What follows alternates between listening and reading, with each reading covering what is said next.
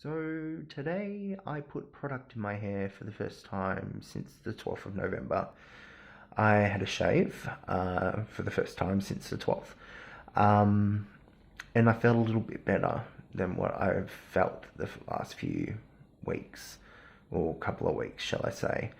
I went shopping for food and bought some shakes just in case I didn't want to cook because given that I've eaten 6 to 7 times maybe since the 12th of November, I thought it's best that I start trying to eat, forcing myself basically because I don't have an appetite. Um, so some people don't know what happened on the 12th. I started off like a normal day and I went to Southland to do a bit of a window shop, considering that I started the budget, which meant that I would save money for my holiday for next year. During that time, I started having some pretty horrible thoughts where everything in my life was going bad because I previously had a job in the city which was fucking me over.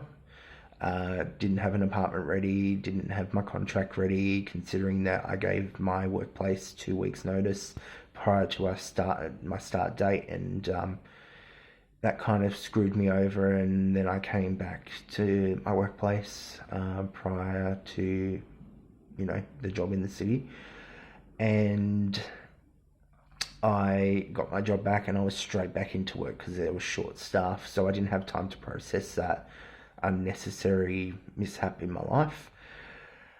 Anyway, I spoke to a friend who told me to just get in the car and drive to Dalesford for a couple of days, just to clear my mind. I didn't do that. I thought I'll go for a walk. Um, that day, I chose Albert Park Lake because I hadn't walked around there in years and I really enjoyed the walk. I liked to watch the swans, and there was a lot of people. So if I was feeling a bit down, I knew that there were people around and that, I was fine. Anyway, I got into the car afterwards, still not feeling much better mentally. I was overthinking everything, um, including my relationship with the guy.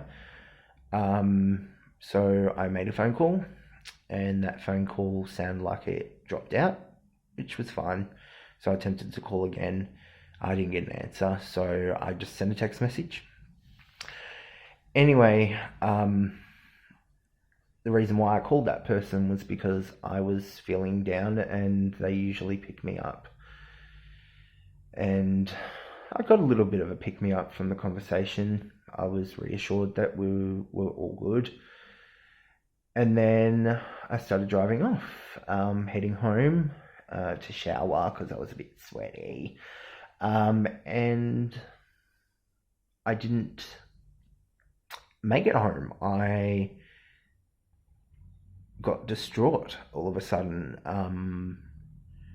Everything in my mind was running 110 k's per hour, and I was just going so slow I couldn't figure out what was going on. I pulled over and didn't subside, so I just decided to keep driving.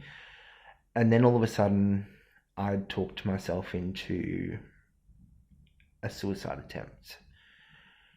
Um, I looked at the clock on my car and it was 3:30, and I drove until I found an overpass, a overpass, and I pulled out, pulled off the road, and I found myself on top of that overpass.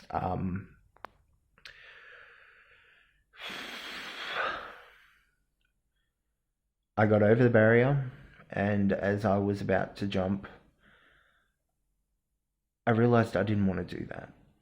I had so much to live for. I have relationships, I have my niece and nephews, I have friends that care about me. I'd climbed back over. I got in the car and started driving again. And the thought came into my head to crash my vehicle. I got out of the car. I literally pulled over my car. God knows where I was, because by this point I was a bit distraught, like literally distraught. I pulled over. I got out of the car, and I texted people to tell them that I was ending it and that I wasn't able to deal with the angel and devil on my shoulders anymore, telling me that everything's not working out, everything's not the way it should be,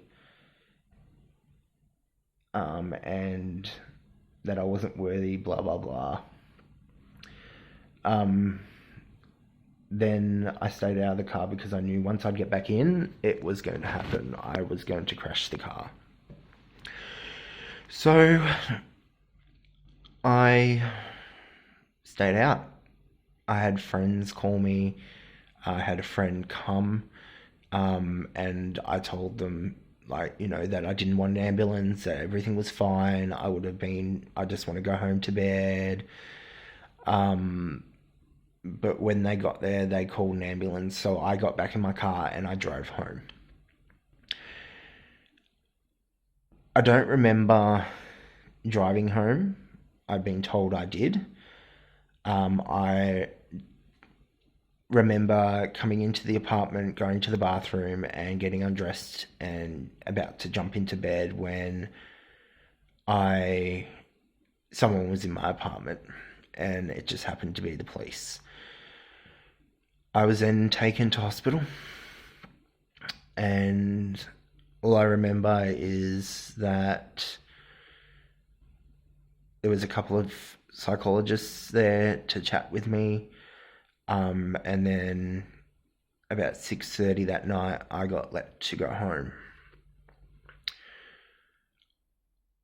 I had a light bulb moment. I knew that I had so much to live for, that I am worthy, and that the voices in my head are not what define me. Now, over the last few days, I've realized that I am normal. I am not strange. I am not mental. I have a condition, which is anxiety, and everyone has their thing. Some will have depression, some will have four toes, some will have bipolar, or multiple personalities. People are normal, and my anxiety doesn't define me. I'm now learning that I need to love myself, that I am worthy of everything that I get put in my direction. I am accepting that I am deserving of love. I know people love me for my personality, which is not fake, it's real. They don't love my anxiety, but a lot of people don't understand anxiety. Until recently, neither did I. I didn't know what my anxiety was. All I knew is that I had anxiety attacks, and they were fucking awful. Because anxiety is a motherfucker. So I've learned that my anxiety is high functioning. It's not noticeable unless I tell you that I have it. My anxiety, it revolves around me feeling like I'm not worthy. I'm not loved. I'm not deserving of love. I'm not deserving of people in my life, and my mechanism is either to, or not mechanism, my instinct is either to have an anxiety attack where my body just, my heart feels like it's going to burst out of my chest, my lungs get all tight, I start to sweat, I'm shake,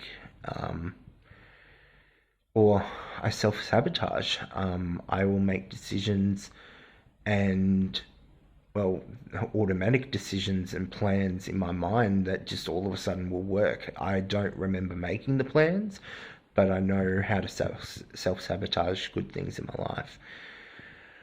I've done that all my life, and I'm only being made aware of that now, because I genuinely sabotaged a relationship with the most amazing man, and I still don't know where I stand there, and I'm hoping that, worst comes to worst, that we'd have a friendship, and I can actually explain to them how my thinking worked and why I fucked things up. I honest to God care and feel for this guy 110%, and that won't change. But only time will tell with that, and I'll wait for which way the cookie will crumble. And if it is just a friendship, I can deal with that, because he is amazing, and I deserve him in my life. Anyway, um,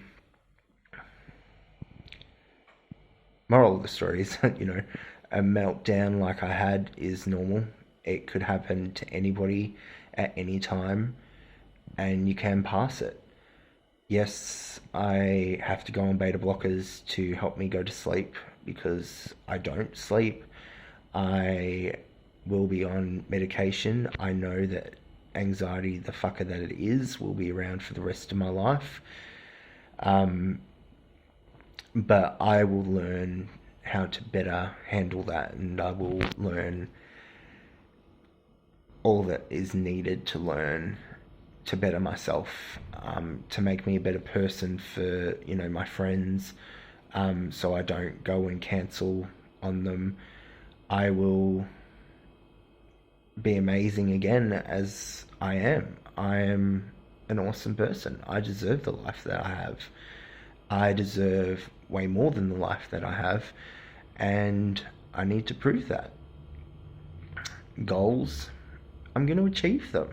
I'm going to save up for this holiday next year and hopefully be going with friends and not by myself because, I'm not a loner.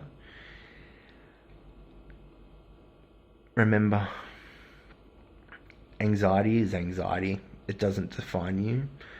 And I've come to realize that in the last week and a half. Anxiety isn't me.